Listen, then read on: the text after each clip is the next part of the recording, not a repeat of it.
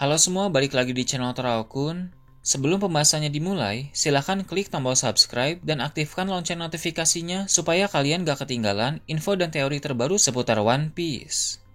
Buat kalian yang mau informasi tambahan soal SBS atau databook, kalian bisa follow Instagram Teraokun. Di sana admin akan memposting soal SBS, databook, dan berbagai teori singkat. Sekarang lanjut ke pembahasan. Manga One Piece Chapter 1098 telah terbit dan memperlihatkan berbagai hal menarik. Dalam video kali ini, channel Teraokun akan membahas tentang chapter terbaru ini dengan memberikan pendapat dan juga beberapa teori. Cerita masih dalam kilas balik dan dibuka dengan menampilkan Baltigo. Diketahui bahwa pasukan revolusi mendapatkan permintaan pertolongan sebab pemberontakan yang terjadi di suatu wilayah yang berada di South Blue telah semakin parah. Permintaan itu pun dikabarkan dari Baltigo ke kapal pasukan revolusi, tempat di mana Dragon, Kuma, dan Ivankov sedang berada. Di sana, Ivankov yang mendengar permintaan tersebut menolak untuk membantu karena pasukan revolusi sudah kerepotan dalam menangani korban-korban yang terluka di kerajaan Goa. Mereka masih belum bisa membagi fokus dengan menangani kekacauan di tempat lain.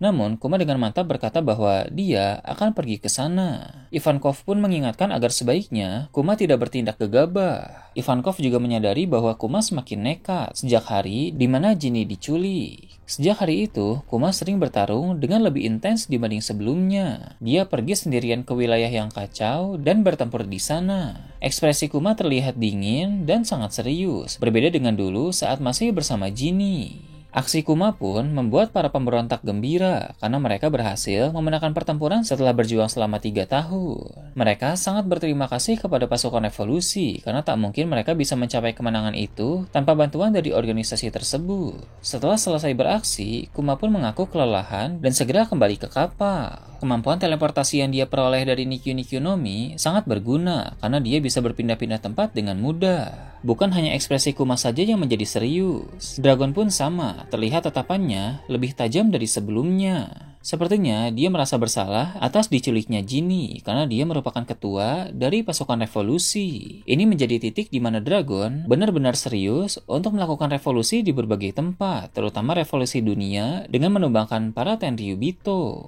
Dalam chapter kali ini, terungkap dari pihak mana musuh yang menculik Jinny. Itu adalah ulah dari pihak pemerintah dunia, karena Jinny hendak dinikahkan secara paksa dengan seorang Tenryubito. Setelah sekitar 2 tahun peristiwa penculikan Jinny berlalu, dia pun kembali ke kerajaan Sorbet. Jinny tidak kembali sendirian, melainkan dengan membawa seorang anak hasil hubungannya dengan Tenryubito. Anak itu adalah Bonnie yang masih bayi.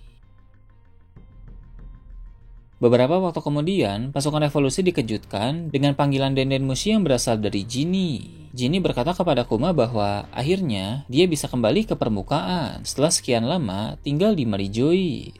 Jinny juga menjelaskan alasan mengapa dia bisa pergi dari sana. Rupanya, Jinny telah dibuang oleh Tenryubito sehingga dia pun dapat meninggalkan Mary Joyce. Penyebab dia dibuang dari sana karena Jinny mengidap suatu penyakit berat sehingga Tenryubito merasa wanita itu tidak diperlukan lagi. Kuma pun cukup terkejut saat tahu bahwa Jinny sedang sakit. Kemudian, Jinny berkata dia sangat ingin bertemu dengan Kuma, Ivankov, dan Dragon, mengingat sudah lama dia tidak berjumpa dengan mereka. Namun, Jinny juga menyadari kondisinya sudah sangat parah, sehingga dia tahu percakapan yang sedang terjadi melalui Denden Mushi itu adalah momen perpisahan. Ivankov dan Dragon jelas kaget mendengar Jinny berkata seperti itu. Kuma pun tak kalah terkejut. Dengan panik dia bertanya di mana Jinny berada. Kuma bisa langsung ke tempat Jinny menggunakan teleportasi sehingga Kuma bisa bertemu kembali dengan wanita itu. Namun Jinny meminta maaf kepada Kuma karena dia dalam keadaan yang sekarat. Jinny juga menyarankan agar sebaiknya Kuma jangan melihat kondisinya saat itu karena penyakit yang dia derita memberi dampak buruk di tubuhnya. Sementara Jinny berbicara melalui Denden Mushi, Kuma menyadari ada satu tempat yang mungkin dia datangi. Kuma pun bergegas untuk berteleportasi ke tempat tersebut. Saat Kuma sudah bergerak pergi, Jinny masih berbicara di Denden Mushi. Jinny juga ingin mengucapkan sesuatu kepada Kuma. Dia berkata bahwa dia mencintai Kuma selalu dan selamanya. Sayangnya, ucapan Jinny tidak terdengar oleh Kuma sebab Kuma sudah tidak berada di sana. Kuma pun muncul di kerajaan Sorbet. Di sana, Kuma bertemu dengan para tetua dan bertanya soal keberadaan Ginny. Ternyata, wanita itu berada dalam gereja, sehingga Kuma pun langsung masuk ke sana. Namun, Kuma sudah terlambat sebab Ginny telah mati dan yang ada di tempat itu hanyalah jasadnya saja. Kuma pun melihat kondisi tubuh Ginny yang mengenaskan, lalu para tetua menjelaskan bahwa Ginny datang dalam keadaan yang buruk. Dia menderita suatu penyakit yang akan membuat tubuhnya menjadi biru saat terkena sinar matahari, kemudian kulitnya akan mengeras seperti batu.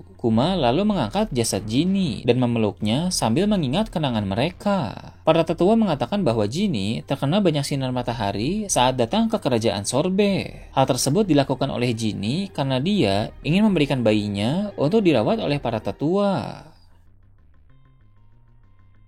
Tak lama setelah itu, Ginny pun dimakamkan dan bayinya yaitu Bonnie dirawat oleh Kuma dengan bantuan para tetua. Kuma merawat Bonnie dengan penuh kasih sayang karena dia telah bersumpah di makam Ginny untuk melakukan hal tersebut. Dia harus membagi waktu antara mengurus Bonnie dan menjadi petinggi pasukan revolusi. Terlihat juga momen di mana Kuma melatih Sabo yang masih kecil. Pada suatu ketika, Bonnie terkena penyakit yang sama dengan Ginny. Kuma pun menutup jendela gereja dan melarang Bonnie untuk keluar dari sana agar dia tidak terkena sinar matahari. Kuma juga mendatangi Dragon untuk mengatakan keputusannya bahwa dia ingin keluar dari pasukan revolusi demi bisa fokus merawat Bonnie. Dragon pun mengizinkan Kuma dan bahkan dia berkata akan membantu mencarikan dokter yang bisa menangani Bonnie.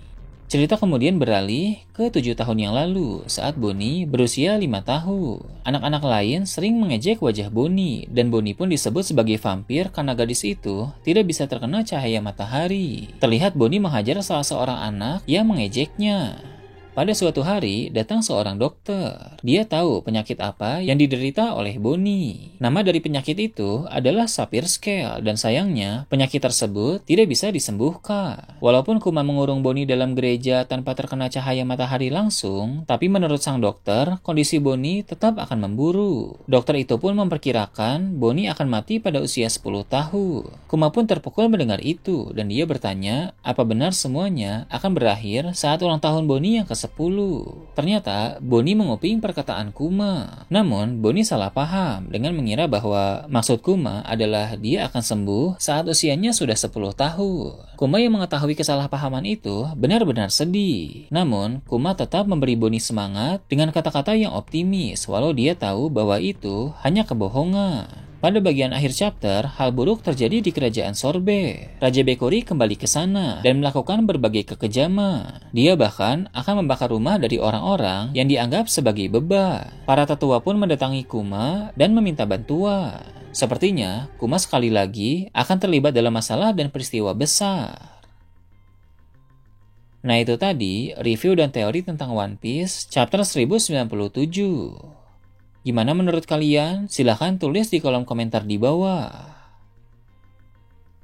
Oke, segitu aja untuk pembahasan kali ini. Jangan lupa like, share, dan subscribe untuk video menarik selanjutnya. Gue Toraukun, Shambles.